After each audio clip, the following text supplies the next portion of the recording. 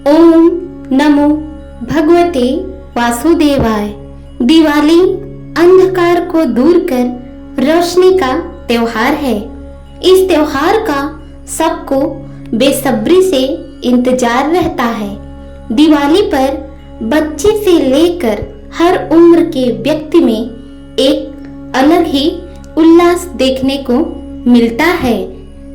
हिंदू महाकाव्य रामायण के अनुसार भगवान श्री राम अपनी पत्नी सीता और भाई लक्ष्मण के साथ लंका के राजा रावण को हराने के बाद 14 साल के वनवास के बाद अयोध्या लौटे थे। इनके आगमन की खुशी में पूरी अयोध्या नगरी को दीपों से रोशन किया गया था। तब से ही इस दिवाली उत्सव मनाया जाता है।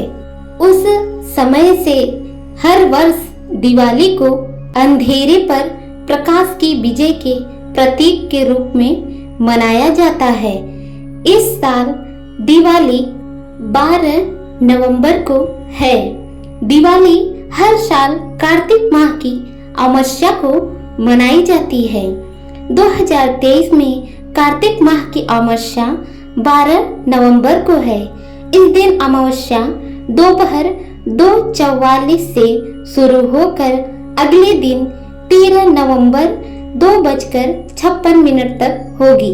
इसलिए दिवाली की शुभ डेट 12 नवंबर है और इसका शुभ मुहूर्त है लक्ष्मी पूजा का 1:56, जो शाम को 5:29 से शुरू होगा और 7:35 पर खत्म हो जाएगा। दिवाली के दिन प्रदोष काल में माँ लक्ष्मी और भगवान गणेश की पूजा की जाती है। ऐसी मान्यता है दिवाली के दिन धन की देवी माँ लक्ष्मी धरती पर विचरण करने आती हैं। इस दौरान उनकी जो सच्चे मन से आराधना करता है वह अपनी कृपा उस पर बरसाती है। दिवाली के दिन कई लोग माँ लक्ष्मी को प्रसन्न करने के लिए व्रत रखते हैं और शाम को विधि विधान से पूजन के बाद व्रत खोलते हैं। जानिए दीपावली की कुछ पावन कथाएं। पहली कथा बहुत ही प्रचलित कथा है। भगवान राम जब माता कैकेयी द्वारा दिए गए 14 वर्ष के वनवास को पूरा करके और रावण का वध करके अयोध्या वापस लौटे थे, तब उनके आने की खुशी में लोगों ने घरों में दीपमालाएं सजाई थी और इसी खुशी में दिवाली मनाई जाती है। दूसरी कथा है एक लकड़हारा। एक बार एक राजा ने एक लकड़हारे से खुश होकर उसे चंदन की लकड़ी का जंगल भेंट किया, लेकिन लकड़हारा तो लकड़हारा ही था। उसने चंदन के जंगल में से चंदन की लकड़ियां काटी और उसे घर ले जाकर जला जलाकर भोजन बनाने के लिए प्रयोग करता था।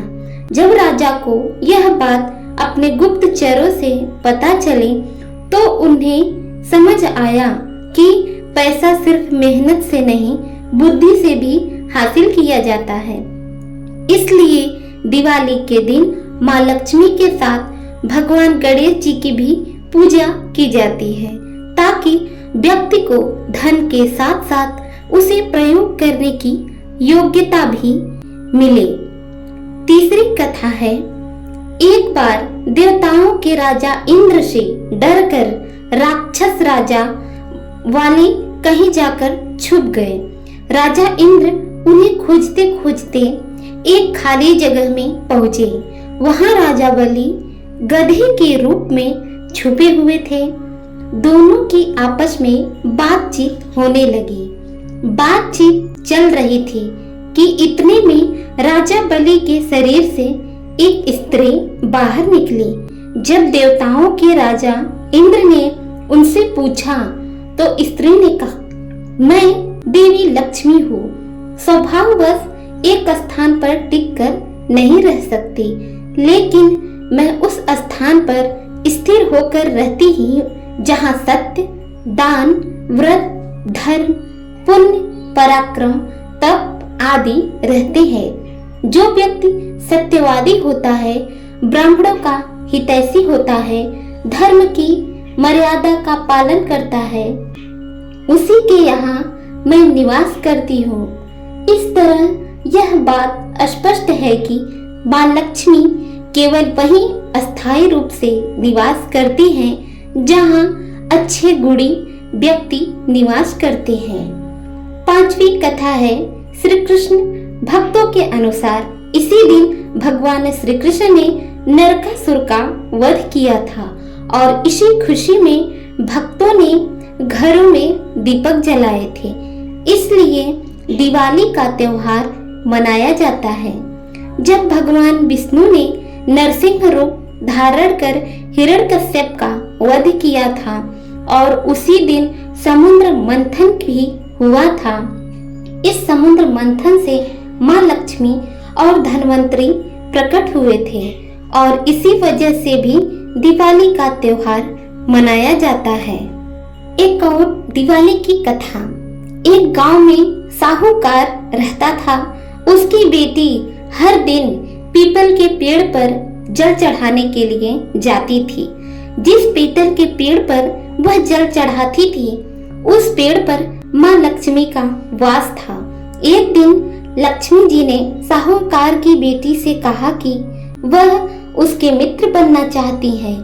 लड़की ने जवाब में कहा कि वह अपने पिता से पूछकर बताएगी।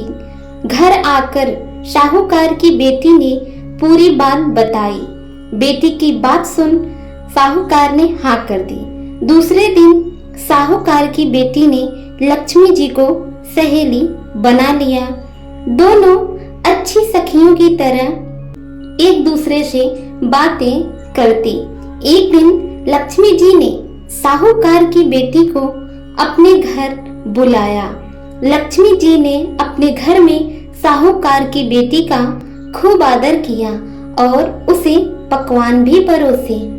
जब साहूकार की बेटी अपने घर लौटने लगी तो लक्ष्मी जी ने उससे पूछा कि वह उन्हें कब अपने घर बुलाएगी। साहूकार की बेटी ने लक्ष्मी जी को अपने घर बुला लिया, लेकिन आर्थिक स्थिति ठीक न होने के कारण वह स्वागत करने में घबरा रही थी कि क्या वह अच्छी तरह से उनका स्वागत कर पाएगी। साहूकार अपनी बेटी की मनोदशा को समझ गया। उसने बेटी को समझाते हुए कहा कि वह परेशान न हो और फौरन घर की साफ सफाई कर चौका मिट्टी से लगा दे।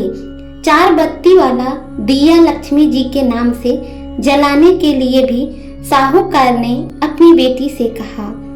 उसी समय एक चील किसी रानी का 9 लखा हार लेकर साहूकार के घर आ गया।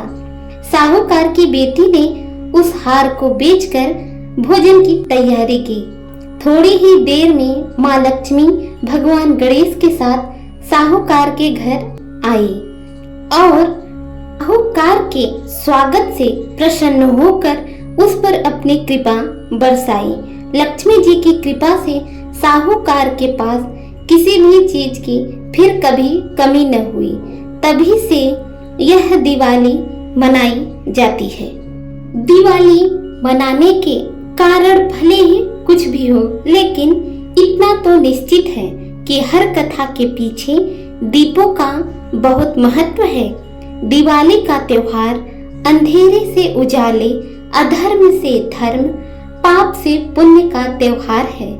दिवाली का त्योहार सब लोग मिलकर खुशी के साथ मनाते हैं। यही कारण है कि दिवाली के दिन घर घर के आंगन में दिए जलाकर घर को जगमग रोशन रखा जाता है।